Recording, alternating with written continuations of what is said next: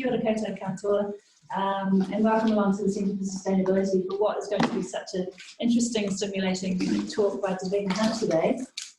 So the makeup of the session today will be about a half-hour presentation from Davina, and then we'll break into a bit of a discussion for another 25 or so minutes to really talk about this issue of sustainability teaching on campus and the pathways from primary, secondary through to tertiary teaching as its area of sustainability. Yes, sorry, NCEA right from the beginning, that's right. So I'll just give you a bit of background for those of you who don't know Davina. Davina spent 25 years committed to encouraging curiosity, engagement and achievement in science and sustainability education. As a project manager, educator, facilitator and executive member of the New Zealand Association of Environmental Education for many years, she's worked in and collaborated with schools, NGOs, iwi, government agencies. I mean, she's basically done it all. It's wonderful. So a rich experience to share with us today. And so, as I say, we'll hear from Davina for about 30 minutes and then get ready to have a conversation. This is being recorded, and also we have a number of people joining us via Zoom. So we will find a way to facilitate those questions and discussion with our Zoom friends as well. Kia ora. Tēnā koutou katoa, ko ka pukutu mohaka te monga, ko tai Ötäkou te tai, ko ingarangi me kutimana nā iwi, ko Davina Hunt hau, no Otipoti tuku turanga waiwai, no reira tēnā koutou, tēnā tātou katoa. I had to pause there because suddenly my heart started racing, looking around all these faces in this room who have actually at some point or another enabled me to be here. So it's incredibly exciting to be able to present to the A team here in the room, really. And also I just want to pay out a tribute to all of you who helped me on my journey on the way, and also welcome all those anonymous people on Zoom. So where I come from, really, this is out on the peninsula, on Otago Peninsula, and I like to start with this photo just because it reminds me of the gap, the conceptual lag, if you will, the cognitive dissonance between what we know and what we do. Because I drive along this road every day and I know that I really should be biking, and I celebrate the people who biked here today. And I feel that if I do, I might end up in the drink. And so really just remembering that we do have that big difference between what we know and what we do, and that's what we're here to discuss today, is how do we break through that and enable students into education for sustainability. I'd also like to point out this is a rather old photo because of course we do now have a cycleway, and that is part of the scaffolding for how we actually get there. So just to begin formally, whakataka te hau ki te uru, whakataka te hau ki te tonga, kia mā kina kina ki uta, kia mā tara tara ki tai, e hi aki ana te atakura, hei tio, hei huka, hei hau hu, ti hei Māori ora. Just want to acknowledge the fact that we have let our storms pass, the wind's blown over the sea and the land, we've had a bright sun come out, the rain has stopped. We've cleared ourselves to think of new things and open our mind to new possibilities. So you want to take the top ribbon off the top? Can I do that? More on the right. And it should say, then go down. Is it hide floating meeting controls? Oh, look at that. Thank you very much, Hugh. Oh, that's less distracting. It's like, yeah. Great, look at that. Brilliant. I wasn't looking at the screen clearly enough, obviously. So very briefly, just navigating today. I don't want to give you indigestion, but I probably will talk a lot. So no hekoi koto, where we actually come from in terms of education for sustainability in New Zealand. We're going to do a little bit of our own learning through action, workshop a few ideas about where we are now at the University of Otago with regards to education for sustainability, and also a little bit of reflection, if we have time at the end, particularly on transitioning from secondary to tertiary, which is exactly what I was asked to do by Caroline. So hopefully we'll get to there. So where am I from? This is very strange. Why is a primary school teacher sitting here speaking to all of you? Well, actually, this is quite a unique school where I'm based at the moment. I'm teaching at Musselburgh School And you can see here by our boundaries that we lie just about 0.5 metre above sea level. So in terms of climate change, in terms of futures, in terms of adapting to change, we're right in the thick of it. We are an Enviroschools. This is a bunch of children I had a couple of years back where we created our vision map in 3D on the wall. And this is about these characters who are now actually at high school, heading off through their pathway of education for sustainability.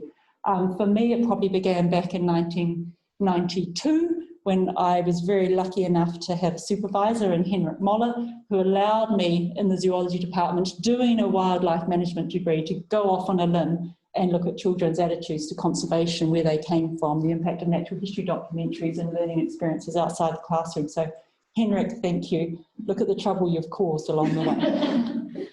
Good work, Henrik.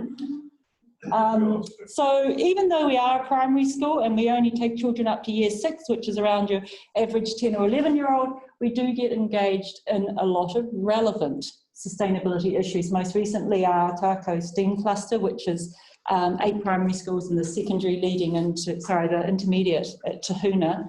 So the feeder schools from the Otago Peninsula and into the intermediate have done this Dunedin 2040 project.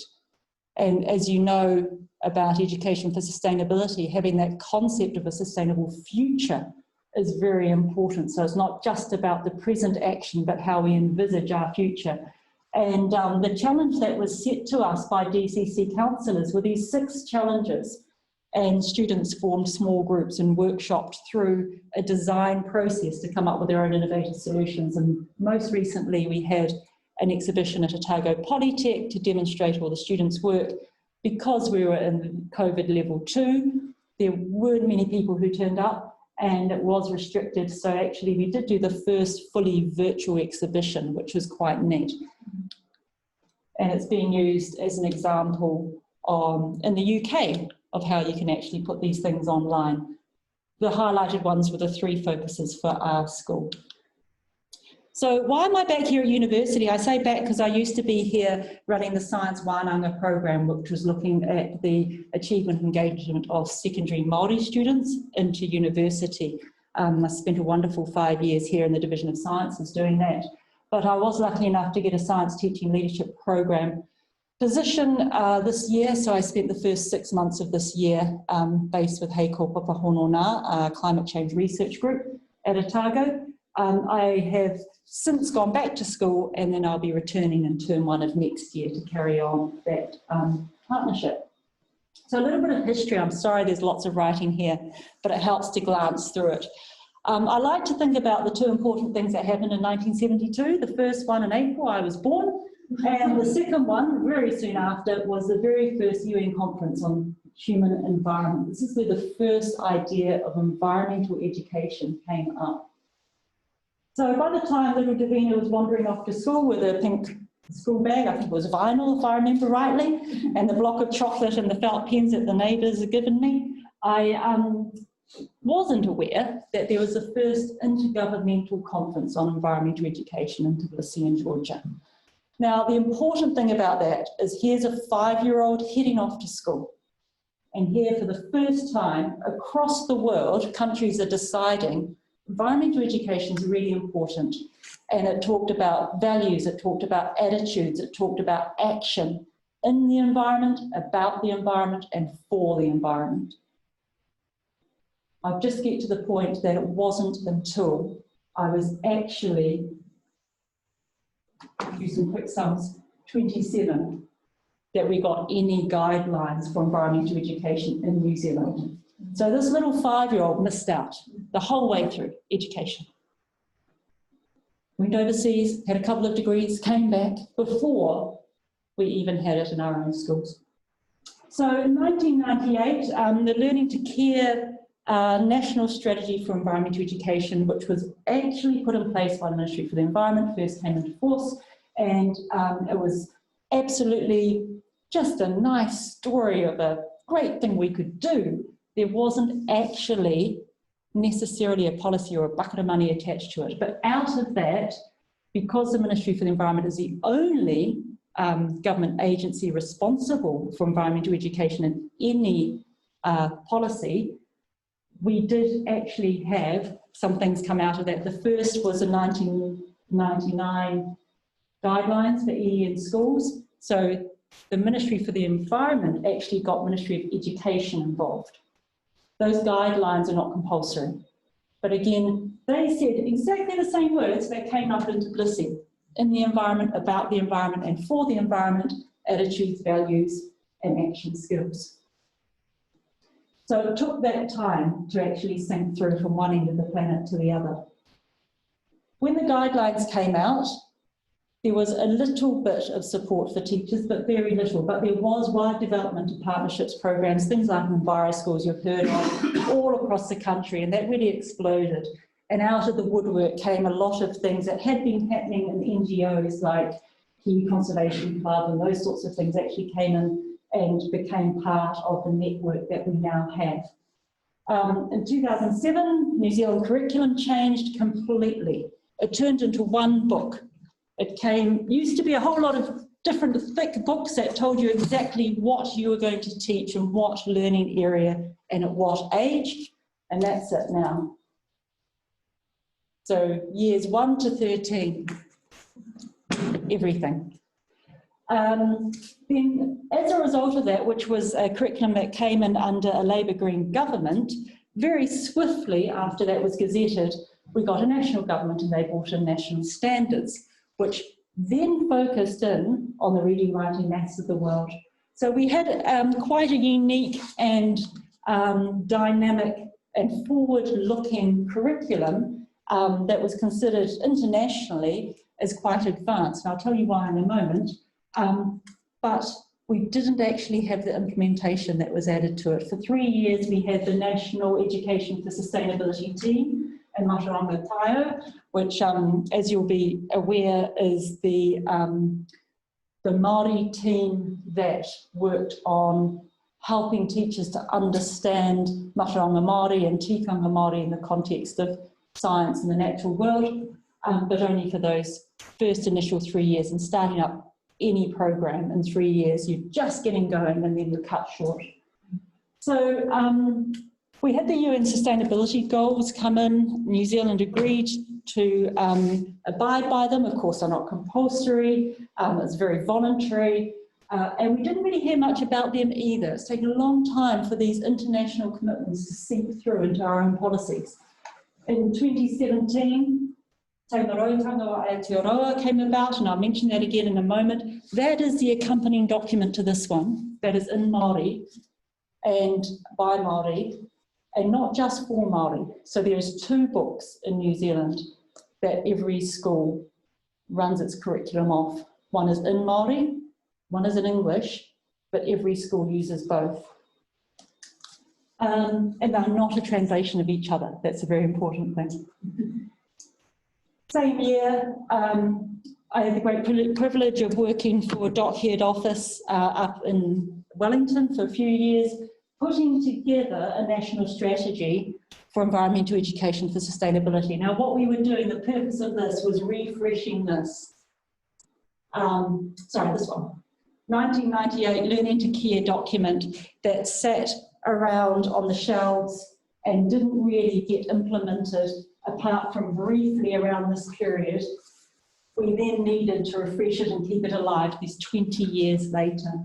So we now have a national strategy for environmental education for sustainability. You probably haven't heard about it, not many people have. It's sitting in a lovely little niche of the DOC website and maybe in a few cupboards around the network as well. Where are we now? 2020. Otago becomes a UN Regional Centre of Expertise. That's where we're up to. So you'll notice that along the way I'll italicise things on purpose. This is the action components where things are really happening. The non-italicised is the actual policy and documents that are driving change. It's been a slow process, but it has been a continual process. And all of what I'm about to say, what we're about to talk about, comes from this history. So sorry for spending a wee bit of time on that, but just to know where you're going from. So just to go back, in schools, the New Zealand National Curriculum, it's got 2 documents. I didn't add in Te Whariki, which is the early childhood one, but that comes first. really important thing to know, these are not translations of each other. So Te Marotanga or Aotearoa is looking at pūtaiao as science in a Māori context, with tikanga Māori, with mataranga Māori, and just this year, for the first time, a translation has been available for schools. It's always a difficult thing to translate from one language to another because the concepts can be lost, but it's seen as so important that we need to be able to understand what is in both. The key thing about this curriculum is that sustainability is not a subject. And this curriculum here does not tell teachers what to teach as much as how to teach. The pedagogy is really, really important. And so the front part of our curriculum is where we see our sustainability, our vision for young people overall. This is why they go to school, is to seize opportunities offered by new knowledge and technologies to secure a sustainable social, cultural, economic and environmental future for our country. So embedded in that, in the principles, the values, the competencies, the learning areas they look at, all of that, foundational is sustainability. So if you're looking for sustainability, it is everywhere, or it has the ability to be everywhere. At secondary school, and I'm really glad that Linda Miller, who's the principal of Otago Girls High School, our only green gold Enviro school in Dunedin, is here today. There is the option of a subject called Education for Sustainability in the 2 final years of high school. So for those of you who know NCEA, it goes level 1, level 2, level 3 in years 11, 12 and 13 usually, but students can do credits at other years. And these are all the sustainability credits that are available. Now, I'm not going to go into a big lesson of how NCEA works. It's incredibly complex, but any questions I'm sure Linda can solve for you. But what happens is actually this. We don't tend to have, shall I do English, maths or education for sustainability? What we have is, shall I do English, maths, geography? Oh look, in geography, I could do standard, let's choose one. 2.1, I'm going to undertake a personal action with reflection that contributes to a sustainable future. Or more likely, maybe it's something like 2.3, demonstrate understanding of how different personal values have implications for a sustainable future. Or I might be in science and I might be looking at developing a collaborative response that promotes a sustainable future. Because I might be looking at a collaborative response with my network of schools that all lie along a river that leads to an estuary and out to sea. And together that network is thinking of how can we respond to this river in ways that will keep that water clean, keep that river healthy, maintain the wairua and the spirit of that river. And that may be something that comes in under science or geography or outdoor education. So what you see when somebody comes to me like Caroline and says, how can we find pathways from secondary to tertiary? I think, oh, pathways, really? So a network, I don't know, a landscape, a map is something that may be required because any individual student coming may or may not have some of these little bits and pieces hidden away in the subjects. Very happy for you to contribute to, Linda, at any point.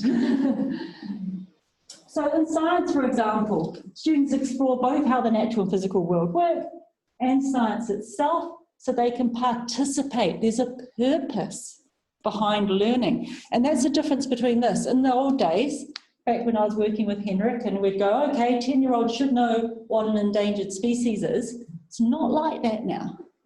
We're going to teach them a whole bunch of stuff about the nature of science, about what scientists do and how they think, and about gathering data and interpreting things and using it as evidence. And the purpose is so they can participate, so they can vote, so they can take in all this media information and sieve out what's actually reality from what is just opinion and hearsay. So that is how schools have changed since we were in them ourselves as students. If you're really interested, I'd suggest you go to NCEA, the New Zealand Council of Educational Research. In 2015, they did a massive update on what is going on with environmental education in New Zealand schools. I say an update because they had also done an even larger study in 2003 to 2004. In those, some quick maths, 11 years, there was a big shift. And I find it very interesting to start with that they called it environmental education because the big shift was that we moved from environmental education to education for sustainability in that time. The words that you hear, sustainability education, education for sustainability, environmental education for sustainability, we can debate and argue those for hours. But let's just have an overall concept together that we're aiming towards a sustainable future, taking in the economic and the social and the environmental impacts. The difference here is that we've moved away from this 70s idea of EE, which was about and for the environment, and we've shifted into this interconnectedness. So now, what we're looking at in terms of sustainability education, and I'm very happy to have this discussion of what it means in tertiary as well, is really that interconnectedness of systems, exploring values.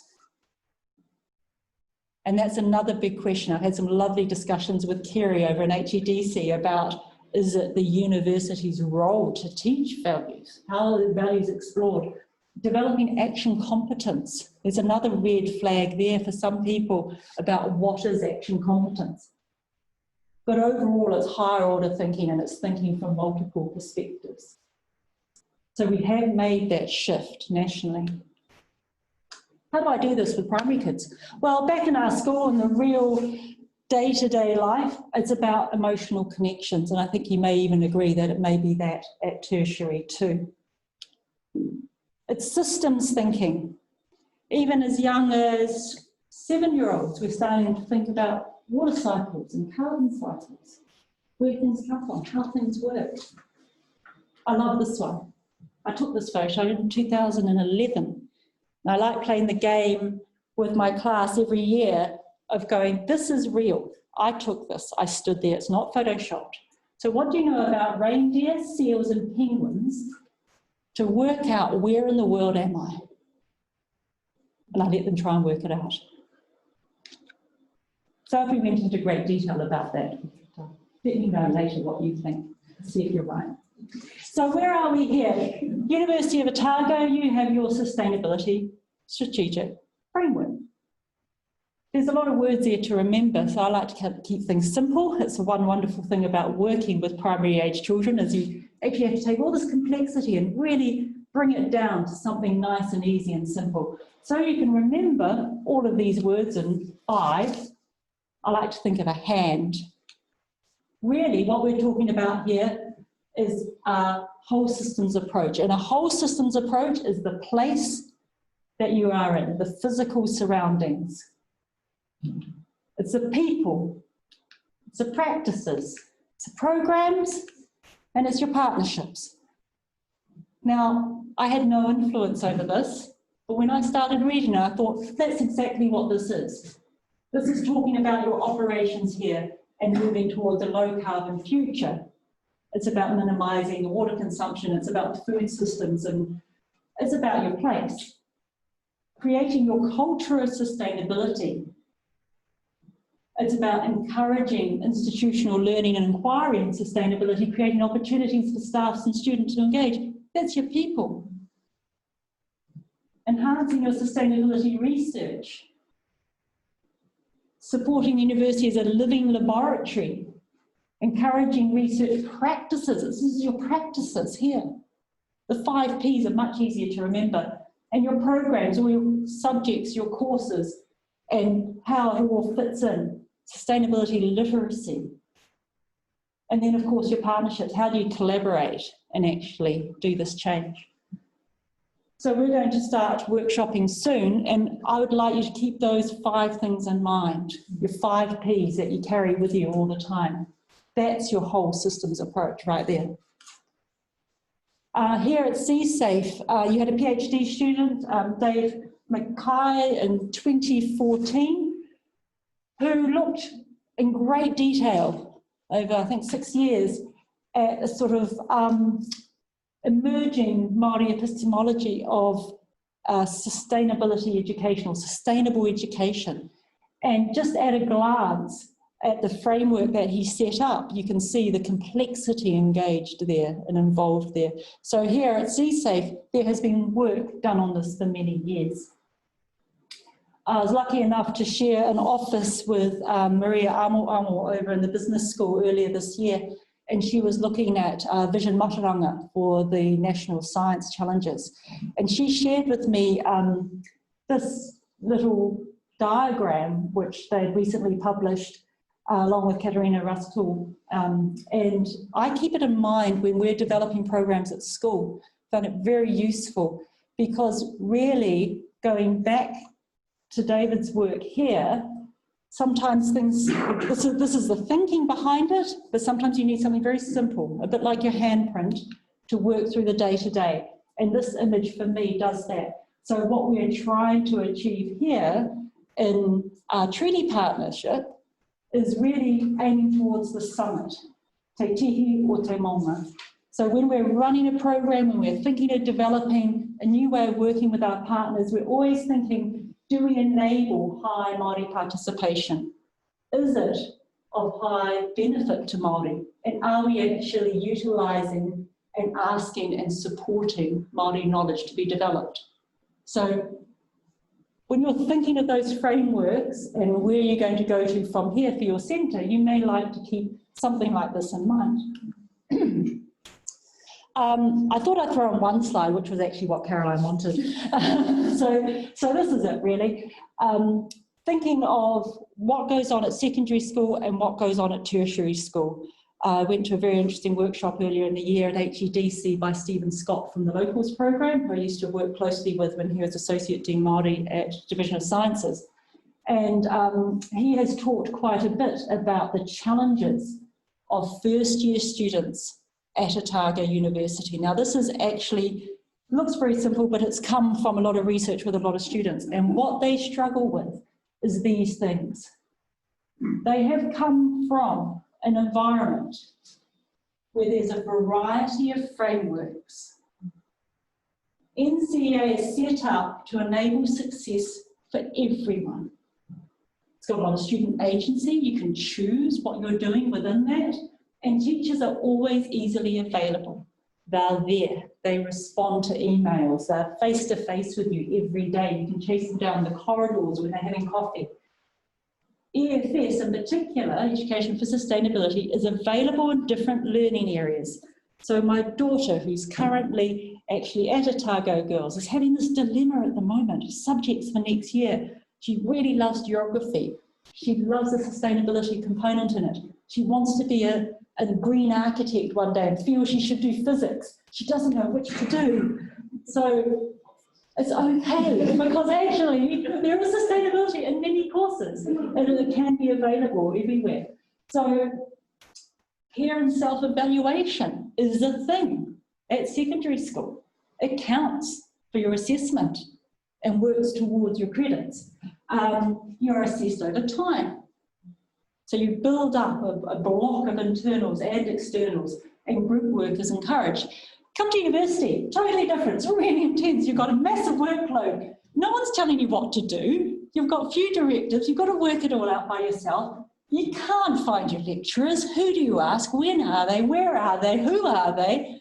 No idea. You've got all this free time. You're away from home. Nobody's telling you to study. No one's checking if you don't turn up to your lectures or your tutorials. What's a tutorial? Do I need to go? It looks like it's voluntary. Won't bother. And lots of distractions. Exams are absolutely critical. So you do this much work and then suddenly half of your assessment is in this bit at the end of the year. Completely different from doing it all the way through the year, being checked up on, haven't quite got it right, would you like to redo it and resubmit? Sure, not an option at university. And individual success and failure is all on you. So when we talk about pathways to sustainable education or education for sustainability, there is no clear pathway.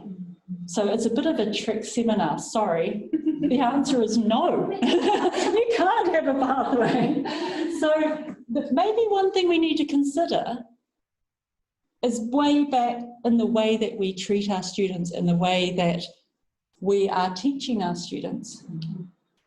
I say we as if I'm here, but I'm not. Where are we now? This is really what we want to talk about. I had agreed to only spend half an hour talking, and I've done that. So really it's about thinking Centre for Sustainability, or if you're not at the Centre for Sustainability, the place that you're in now, what are your barriers? What are your enablers to being able to produce this whole systems approach?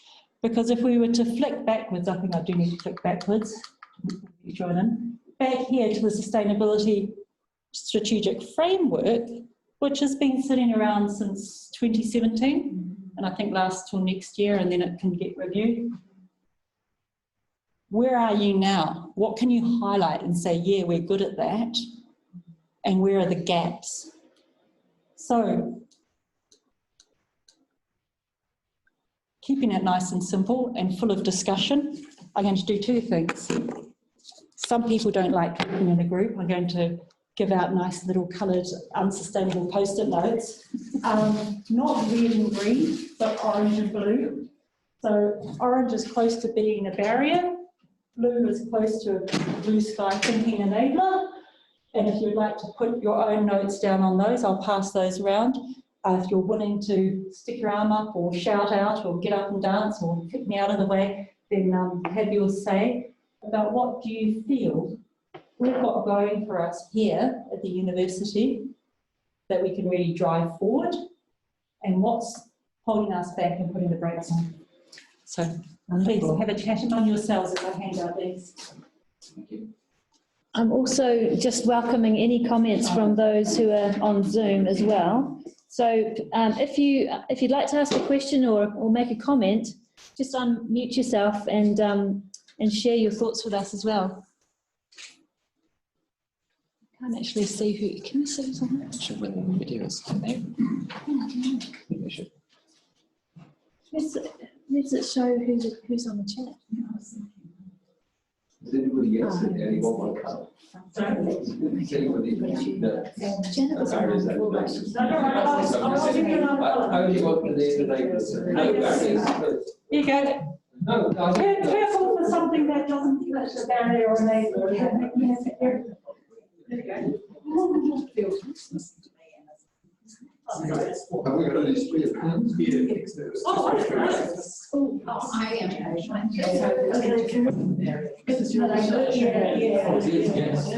That's just anything that doesn't barrier or enabler. Some other ones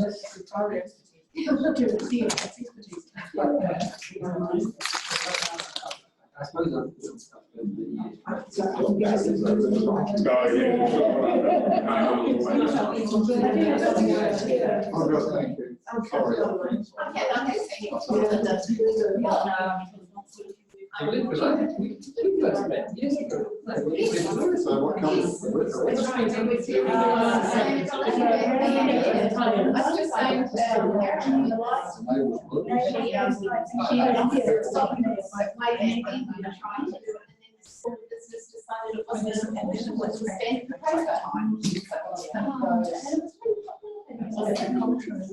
Well, it's a compulsory program, so I think Davina, can you help me out? Because you know, I'm compulsory. My notes are issues. It's something fundamental. So this is the purpose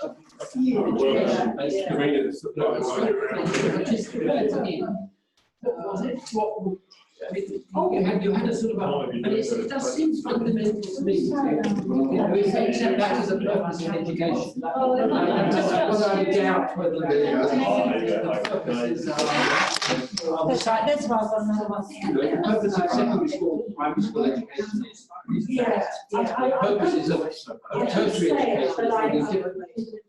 no wonder we have sort of issues around. Oh, that's a very good point. Very good point. So they can participate. People just participate. It's critical that they participate is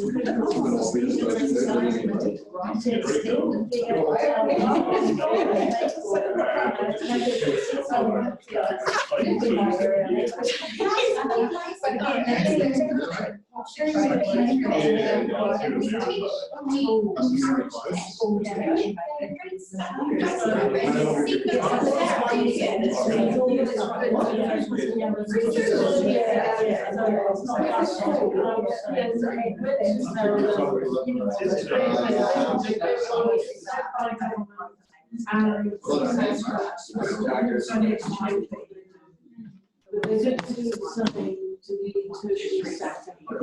I'm really intrigued in the tertiary sector. That's where the disconnect is between the tertiary sector. Just carried on with specialty. It's a critique. It's this silo way. It's terrible. And they talk about cross silo, but then they don't facilitate that because they fund it.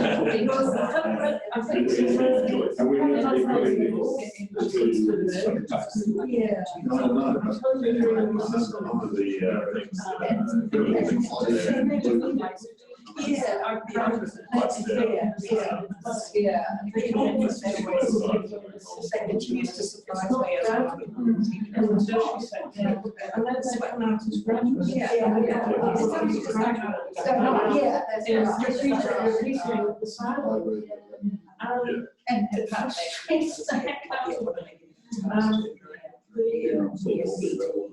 I think there's Okay, so a lot of people who like to take risks, but the infrastructure, the administration, the funding, the policy makes it so difficult to get a critical mass of people who are actually really driving the system. So I come back to thinking the government you want to do this in the same way as NCEA. It's really, really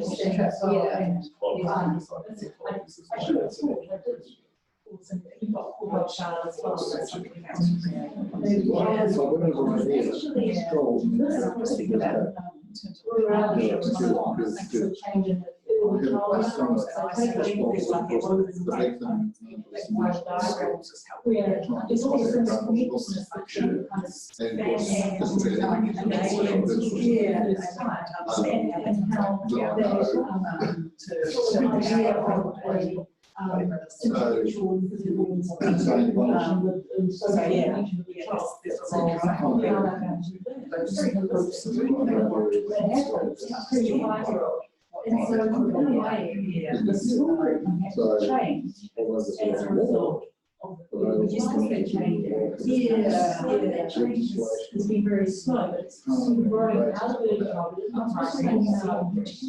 Now, like the same struggling with that groundswell. It's not just a way of assessing, but a way of doing the roles. That's what I think for many of our fundamentally, it should be. Well, he's retired. Not just individuals who are successful. And many of them, 80%, I actually think we're failing at the tertiary sector, and that's a strong thing to say. But in terms of going out and doing what the ideal is being critical I just don't think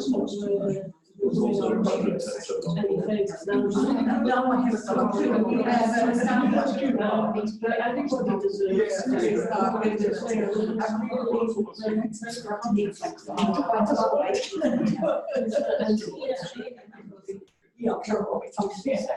I need something.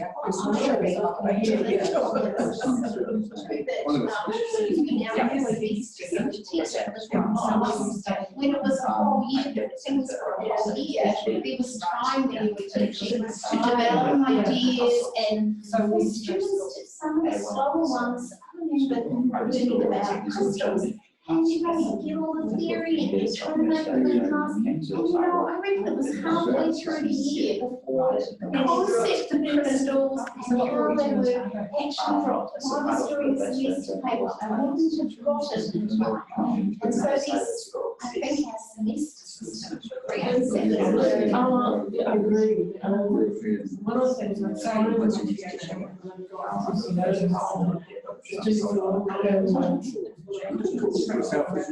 So that's why it's nice to get feedback. I'll just talk about now.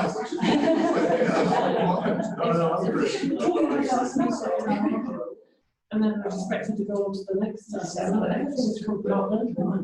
So the subjects are highlighted by the subjects, and then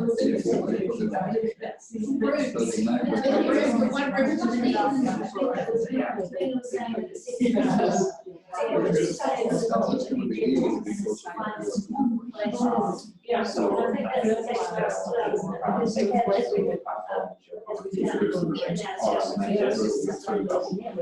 people are teaching sustainability courses, but maybe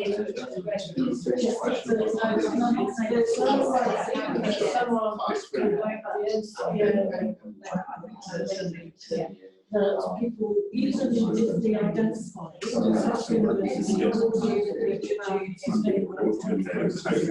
there is no easy way to somebody say, oh, I like to do this course, and to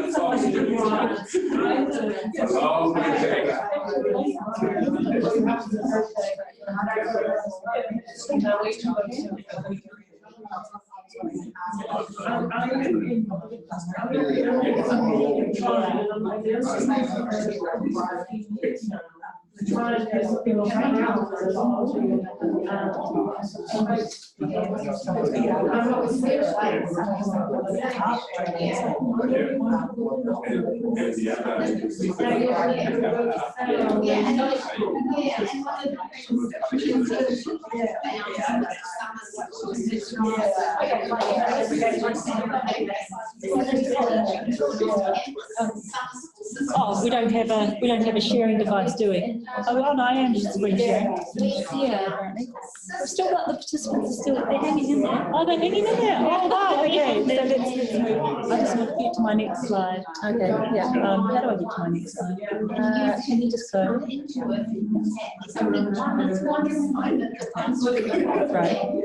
Okay, so sorry. Okay, stop the share. I'll just talk. I'd like to present some There's four of them. Okay. So you want to switch that? Okay, I'm going to go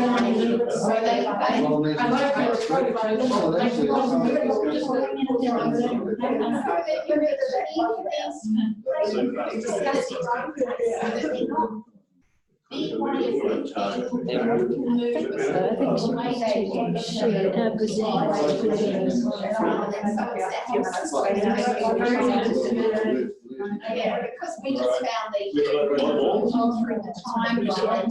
Can you share that? Actually, is that the next slide? We have a timeline. Is it that slide you want to share, Davina? So, if I read out, do you want to consolidate on the board, or do you want to do it on the other way? It's just so that we can get feedback to those people on Zoom, really. Yeah, sure.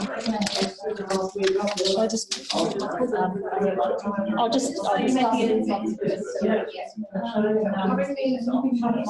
pass a wee bit. when you get to this. I just read that.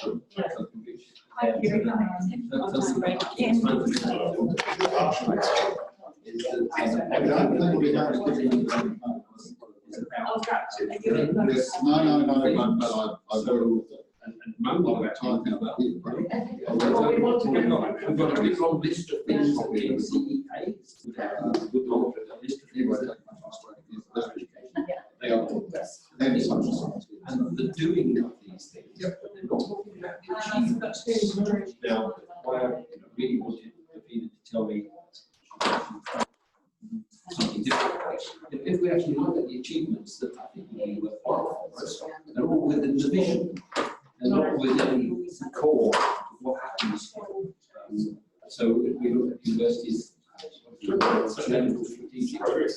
Okay, so just for the benefit of those hanging in on Zoom, thank you very much. We've got here quite a collection of barriers, interestingly, and I've drawn up our little journey to the sea of sustainability. It's coming from Te Puna, the wellspring over here, where we are now. We've got a whole lot of rocks along the way, which we're about to read out, and also perhaps some sort of waka-looking boaty enablers here on our journey forth into the sea of sustainability. So, I love this lack of a broad liberal arts foundational structure in our degree. So perhaps we're too narrow. Public funded agencies further along the path are even more channelized than the university. So good to know we're not the worst, but sad to know there's worse out there. Lack of conversations and interactions. Maybe we're thinking about more need to cross-pollinate ideas. The wrong peers, I hope I'm saying that right, examine our students and our courses. This is my one. I feel like our whole evaluation is of our own bubble and our own world. Yes. And actually, the practice of living sustainability requires an entirely different set of peers for what we are doing. And so we're staying in our silos, really. Yes, well. but even in our final badge, did you pass the university structure or not? It's entirely other academics and similar kind of structure to it. So we're kind of reinforcing that idea that we're just narrowing even further as we go. Teachers' expertise and attitudes, school culture, policy, central government, local institutions, local government and institutions, and also social media. So I hope that I haven't painted a rosy picture of all that's good at school, because there is a lot of issues that still need to be done in terms of that difference between what we know and what we actually are able to do. And those are definitely things that come into play, is that the expertise, and I think that's probably universal across schools and university, it's that capability that's needed within our educators. Are we reaching the right audience with our publications? Do we need to be more open access? So that's a no and a yes, right? Yeah. Why should I think about sustainability and reducing my impact if my neighbour drives an 87 Hilux? There we go. Oh, I wish I could share something with you. I was at the Albatross Colony a couple of days ago, school holidays. We had family from Nelson, and somebody in their top-down BMW was there. Well, they weren't there, that was the point. It was in the car park. In the bird colony with the top down. It's like, what are you thinking? All these red-billed gulls were perching around the edge, and I had to take a photo. I just thought, oh, that's going to be wonderful to see. So yes, why should I bother when my neighbour's doing another thing? Or the opposite of that, of course, is not in my backyard. It was what your neighbour's thinking. So entrenched ways of doing things. Modernist techno-scientific ontologies. Oh, I like that.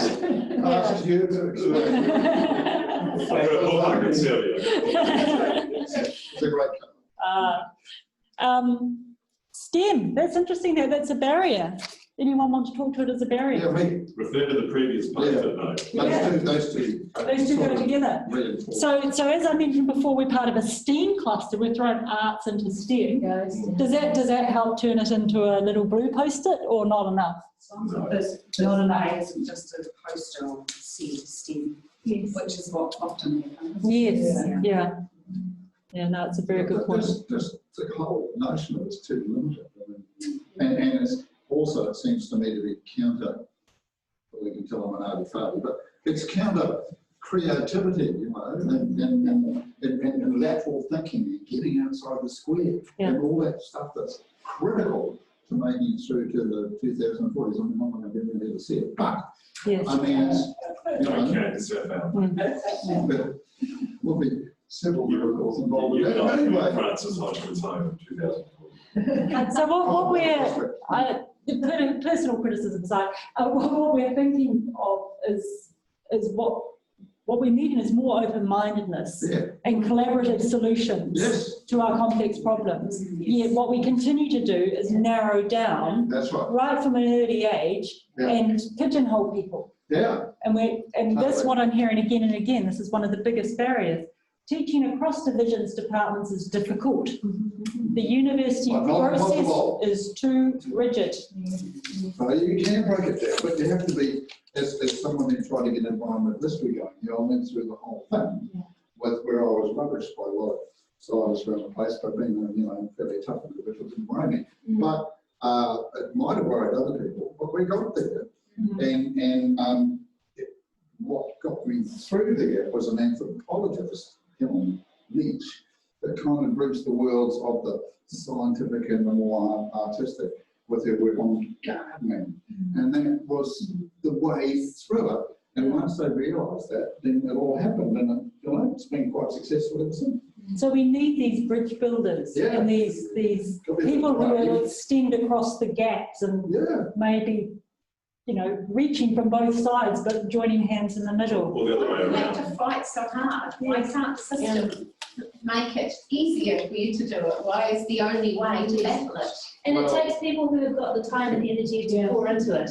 You know, in our academic lives, we're very busy and there's a lot of stress, and you sometimes have to choose your battles. And only the most passionate with the most energy for something are going to see this thing through. Like Tom, who got his environmental. When you had energy, Well, that's where those attitudes comes in, doesn't it? Yeah. It's because it's exactly the same problem in secondary schools, and trying to stop people operating in silos, in particular curriculum areas, is really challenging. Really challenging, because people like to remain in their comfort zone and teach the way they taught.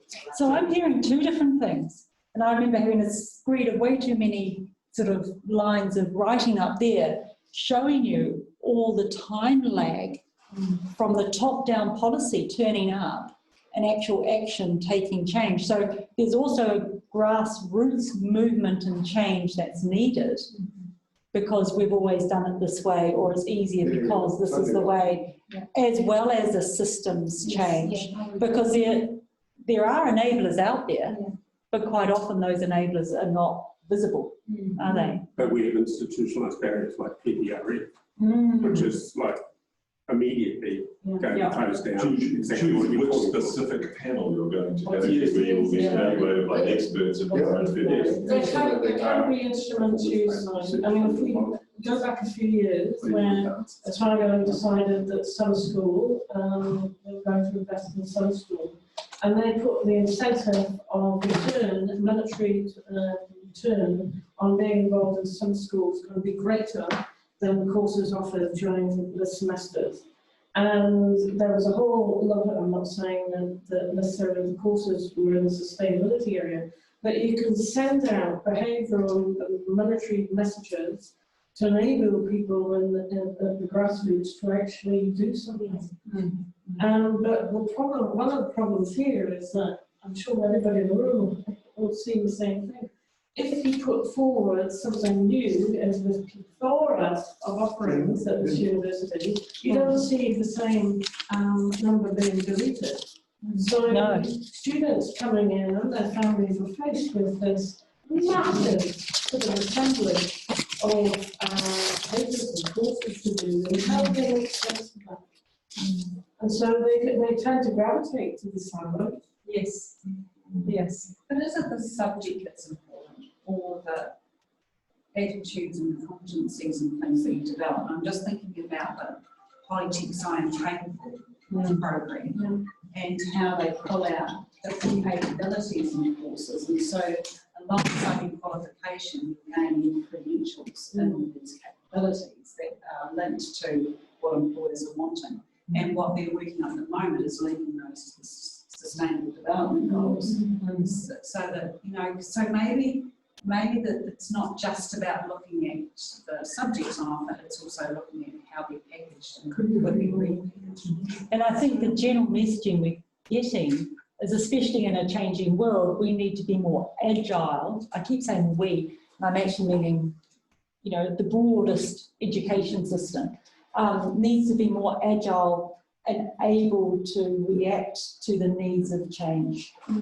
So I'm interested, Davina, in your presentation you didn't mention TEC, the Tertiary Education Commission. Yes. You know, I mean, you know, in as much that we can say what we like about them, nonetheless they are influential in terms of what happens in the tertiary sector. Absolutely, yes. And if there was a driver that came from TEC, which had to be across the tertiary sector, had to be delivered to, I would expect that the universities would, you know, then push back. But if it was still required, that, as we talked about before, that's what happens with NCEA, the tertiary sector would need to change.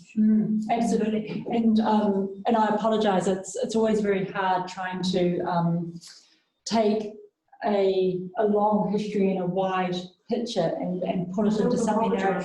No, I also haven't mentioned. I'm very aware with Kerry in the room here and knowing that he's been involved in a lot of that, understanding what we do currently here, and do we teach our students to care about sustainability in the environment. And I know there's a whole body of evidence that's sitting within the university and even within this room related to what we know now that has just been glossed over.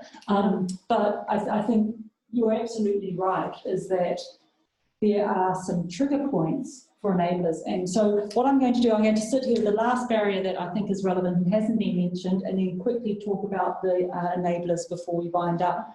So a barrier here, confusion about sustainability in a European and Māori context, and the Indigenous differences, and we live in a multicultural society as well, but that's why I made quite an emphasis around the schooling system and this idea that we do have those two curriculum documents that take into account a kaupapa Māori viewpoint. Really important in a bicultural society, or, well, what's founded on a bicultural society but is a multicultural society. And it's something that I personally, in all my time at university, have not seen enough of, and we just have to look at media at the moment to realise that there is a backlash towards that. And the one thing that can really propel it, just certainly from my own department's experience, was having a dynamic academic come in and pick me along with everybody else. So it was fabulous.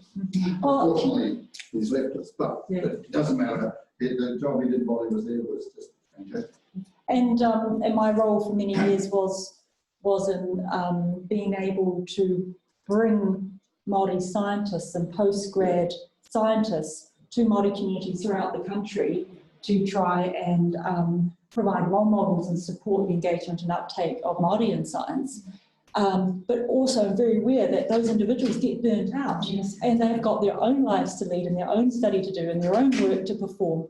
And you can't rely on a few people to be able to spread that message. And you know, there are two partners in the treaty, and if more New Zealand Pākehā don't stand up and support kaupapa Māori, then we're not going to have a chance. So some enablers. Increased focus on sustainability from national policies. So yes, more and more explicit focus would be very useful. Humanities and sciences and others to cross-pollinate each other. Oh, there's that word again. So the centres like the Centre of Sustainability is a wonderful way, and I really acknowledge Henrik and Hugh in the room here brought that together and, you know, have enabled this to happen. We now have new qualifications. You can do a Bachelor of Science in English, or Science and Commerce, or not English, Arts and then Bachelor of Science and Arts. Arts and Commerce and Science. But I'm wondering, that allows students to major in both those areas, but do we have a way of collaborating so that we can actually begin to have papers that are a mix of both, or are they still going to remain those silos? So we've done one part, but are we on the teaching side being able to allow that to happen? And that's an interesting comment that I think, I don't know whether Linda has some comment on that, what happens in schools if those silos still exist and sustainability is picked up by, for example, a geography teacher or a science teacher or an outdoor ed teacher, or whether those teachers across disciplines are working together to provide shared courses. I know in some schools they are, but it creates a lot of timetabling and resourcing difficulties as well. And so there is a whole structural shift needed, perhaps. We're not in our school, we'd love to be, but there are so many barriers, the main one being timetable. That's a huge barrier. And perhaps even out the other side is that, do we need workplaces that prefer students who have these multidisciplinary understandings rather than just, I'm going to pick the cream of the crop? Well, that's where the capabilities come into play. But also the way we're teaching now, thanks to COVID, has been largely either face-to-face or online. And a lot of students now are deciding not to come to the lecture together, but accessing the lectures later or live or whatever they want to do. So they could actually, timetabling might become less of an issue because they don't have to be locked into going to the lecture theatre at a certain time. They could actually, you know, be more flexible in the papers they're taking. And then that does have difficulties again for some action-based components of sustainability education. And for some students for whom it's just been an absolute nightmare. Yes. Complete nightmare. And back on the seesaw, the other way is we do have now a secondary school in New Zealand that is solely online. And actually, you know, the majority of its students come from overseas. So there are many models coming up. Eager young minds going into powerful enabling roles. Get them back to facilitate learning. Yeah. And this is part of the tuakana tēnā relationship of trying to enable and use those powerful role models, but also being aware that you can easily discourage someone from their career path by, you know, pulling them back to be supporters of others rather than putting their energy into their own pathway. So it's a very difficult thing to do, to balance all of these.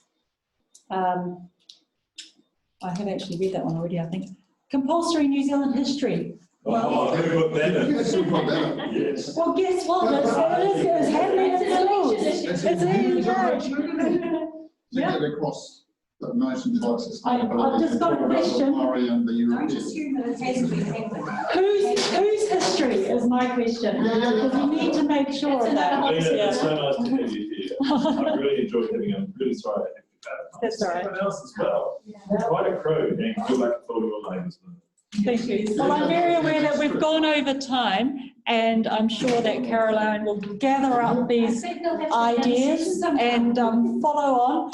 So my next step was, of course, the where to from here, and I'm just going to quietly step away and leave CSAFE to deal with it themselves. Well, it's not. The good news is it's not just CSAFE, because we've started a sustainability network. At least Janet has coordinated with a number of other really enthusiastic people across campus who have sustainability teaching happening in their departments. So it's looking really positive, and I know that some of the group have been working at this for a long time, but we will keep plugging away because good things take time.